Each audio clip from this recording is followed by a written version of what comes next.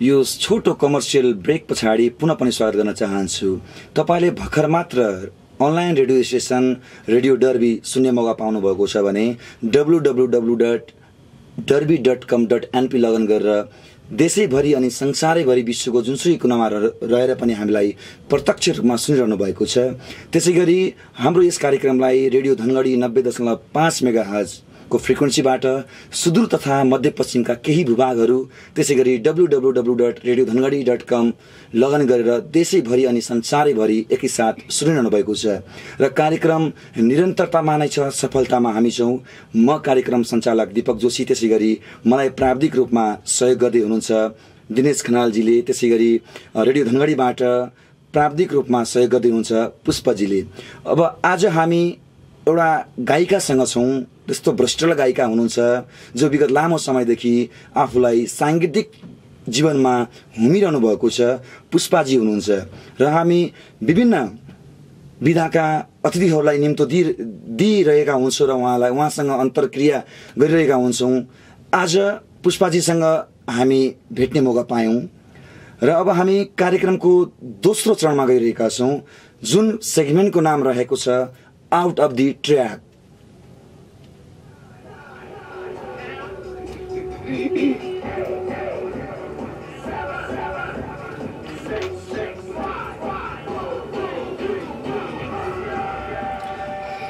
Okay, out of the ट्र्याकमा हामी जुन विषयमा बाँधिएर कुरा गरिरहेका हुन्छौं त्यो भन्दा बाहिर गएर हामी कुरा गर्नेछौं। आज पुष्पाजीसँग हामी सांगीतिक जीवनको बारेमा कुराकानी गरिरहेका थियौं भने अब त्यो सांगीतिक जीवनभन्दा बाहिर रहेर हामी कुरा गर्नेछौं। पुष्पाजी, तपाईलाई आउट अफ द ट्र्याकमा पुनः स्वागत छ। धन्यवाद।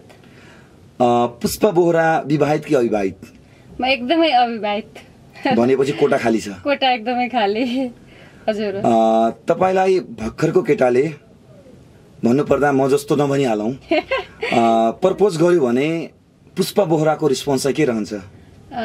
मैले चाहिँ सबभन्दा पहिला चाहिँ धन्यवाद भनिदिन्छु। मन पराउनु स्वाभाविक हो हैन, मन पराउन पाइयो। हजुर, एकदमै। भनेपछि तपाईको रिस्पोन्स चाहिँ धन्यवाद मात्रै सीमित रहन्छ?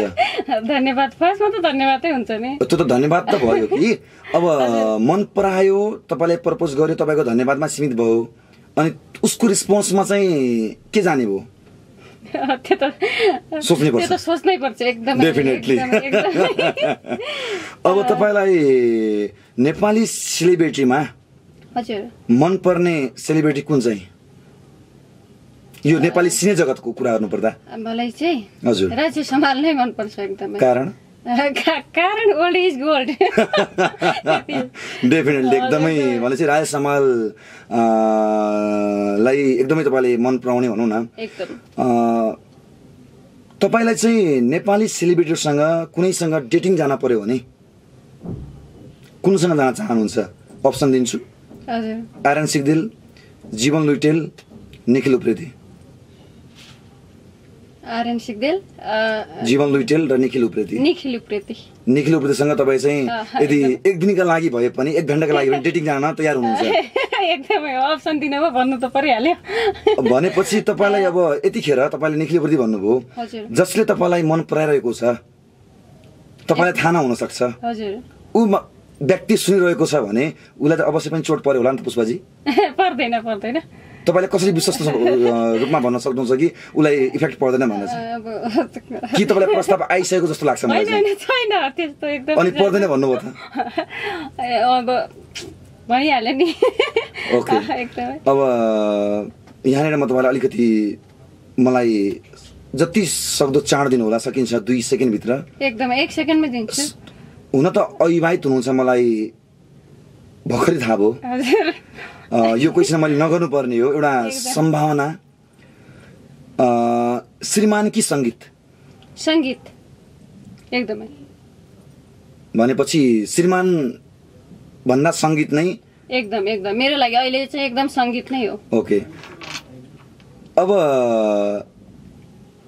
थाहा छ तपाईलाई चाहिँ दोस्रो चरणको स्थानीय चुनाव पनि भइरहेको छ। एकदम। त्यसैमाथि तपाईँ चाहिँ सुदूरपश्चिम क्षेत्र नम्बर 7 को पर्नुभएको छ। एकदम। तपाईलाई अब हुने स्थानीय चुनावमा हजुर मेयरको पद दिँदैछ भने तपाईँ कुन पार्टीबाट मेयरको टिकट लिन चाहनुहुन्छ?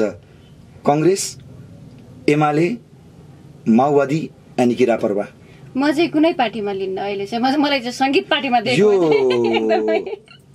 हामी आउट अफ द ट्र्याकमा छौँ पुष्पाजी भन्नै पर्ने हुन्छ।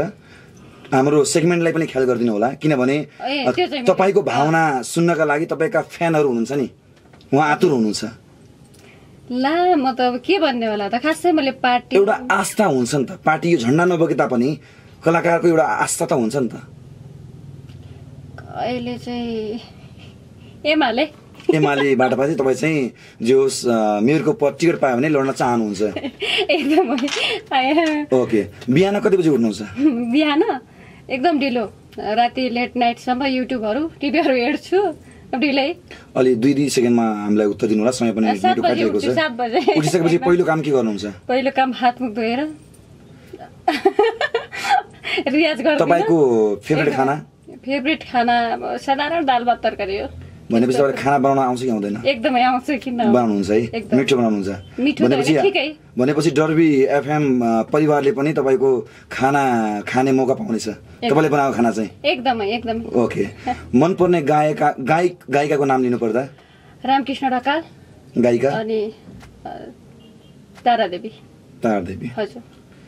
गाएरै बाँचिरहनु भएको छ कि अरू कुनै व्यवसाय छ तपाईको? पहिला थोरै केही गर्थे, अहिले चाहिँ गाएरै हो। गाएरै बाँचिरहनु भएको छ। मनपर्ने ठाउँ? हजुर। मनपर्ने ठाउँ?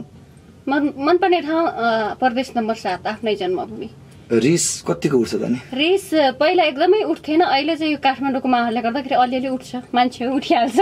रिस उठिसकेको बेला के गर्नुहुन्छ तपाईले? धुमधुम्ती बस्छ, मूर्ति जस्तै चुपलाएर बस्नुहुन्छ? एकदमै।